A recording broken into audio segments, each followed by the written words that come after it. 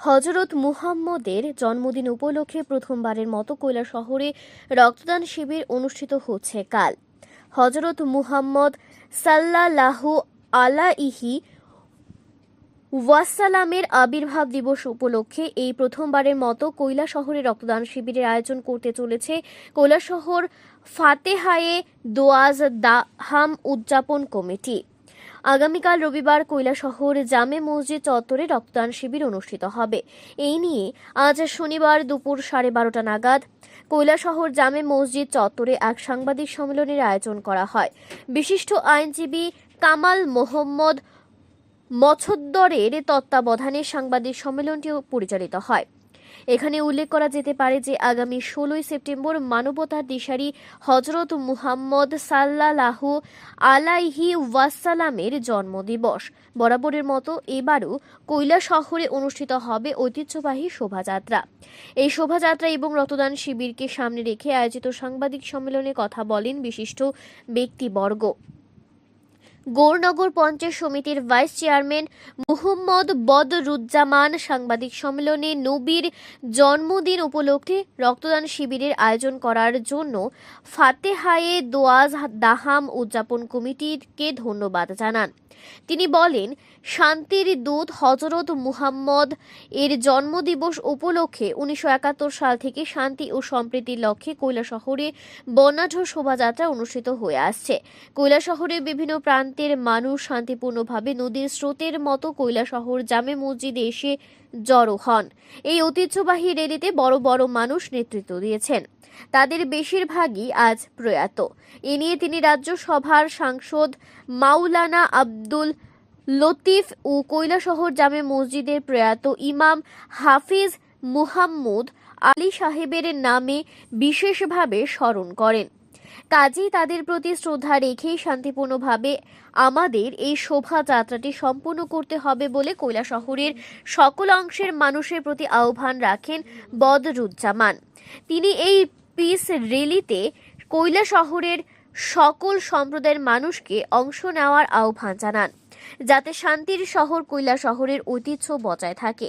এ সময় বদরুজ্জামান নবীর আবির্ভাব দিবস উপলক্ষে প্রথমবারের মতো রক্তদান শিবিরের আয়োজন করায় উদযাপন কমিটিকে ধন্যবাদ জানান। রক্তদানের মাহাত্ম্য সম্পর্কে বলতে গিয়ে বদরুজ্জামান বলেন, এক ফোঁটা রক্ত একজন মুমূর্ষু রোগীকে বাঁচিয়ে দিতে পারে। কাজেই রক্তদান একটি মহৎ দান। এর পাশাপাশি কেন্দ্রীয় সরকারের ওয়াকফ সংশোধনী বিল 2024-এর মন্তব্য করেন বদরুজ্জামান। তিনি বলেন, ওয়াকফ সম্পত্তি সংক্রান্ত আইনে পরিবর্তন আনতে চলেছে কেন্দ্রীয় সরকার। এই নিয়ে একটি বিল আনা হয়েছে। বিলটি যাতে আটকানো যায় সে নিয়ে মুসলিম পার্সোনাল ল বোর্ড যৌথ সংসদীয় কমিটিতে প্রতিবাদ জানানোর আহ্বান রেখেছে। এই নিয়ে সকলকে ঐক্যবদ্ধভাবে প্রতিবাদ করতে হবে। এই বিলটি যাতে আইনে পরিণত না হয় সে নিয়ে তিনি কেন্দ্রীয় সরকারের কাছেও জোরালো আবেদন রাখেন। এর পাশাপাশি আগামীকাল রবিবার কৈলাসহর জামে মসজিদ চত্বরে অনুষ্ঠিত হবে রক্তদান শিবিরে সকল অংশের মানুষকে উপস্থিত থেকে রক্তদান করার আহ্বান জানান মুহাম্মদ বদরুজ্জামান। কৈলাসহরের প্রাক্তন বিধায়ক তথা ত্রিপুরার ওয়াকফ বোর্ডের বর্তমান চেয়ারপারসন মবস্বর আলীও হযরত মুহাম্মদ সাল্লাল্লাহু আলাইহি ওয়াসাল্লামের জন্মদিবস উপলক্ষে রক্তদান শিবির আয়োজন করায় ফাতেহায়ে দোয়াজ দাহাম উদযাপন কমিটিকে ধন্যবাদ জানান। তিনি বলেন, পৃথিবীতে যত দান রয়েছে তার মধ্যে অন্যতম দান হচ্ছে রক্তদান। তিনি রক্তদান সংক্রান্ত একটি বিভ্রান্তি দূর করতে গিয়ে বলেন, আমাদের মধ্যে একটি ধারণা রয়েছে যে রক্তদান করলে শরীরের ক্ষতি হয়, কিন্তু এই ধারণাটি ভুল। 45 কেজি ওজনের বেশি একজন পূর্ণবয়স্ক মানুষ প্রতি 3 মাস অন্তর অন্তর রক্তদান করতে পারেন। এতে কোনো ক্ষতি হয় না। তিনি বলেন, কৈলাসহরের বিভিন্ন সংস্থা ইতিমধ্যে রক্তদানের ক্ষেত্রে রেকর্ড গড়তে সক্ষম হয়েছে। এবার তার সাথে যুক্ত হবে ফাতেহা দোয়াজ দাহাম উদযাপন কমিটি। এতে সকল অংশের মানুষকে বিশেষ করে যুবকদের উপস্থিত থেকে রক্তদান করার আহ্বান জানান।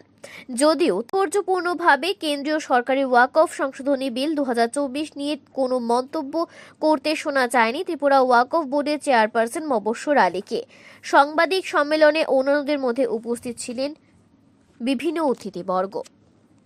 Bureau report, Tripura news Bangla. প্রথমে সাংবাদিক বন্ধুদের অভিনন্দন জানাই। আজকে আমার পাশে আছেন ত্রিপুরা ওয়াকফ বোর্ডের মাননীয় চেয়ারপারসন ওয়াকফ কমিটি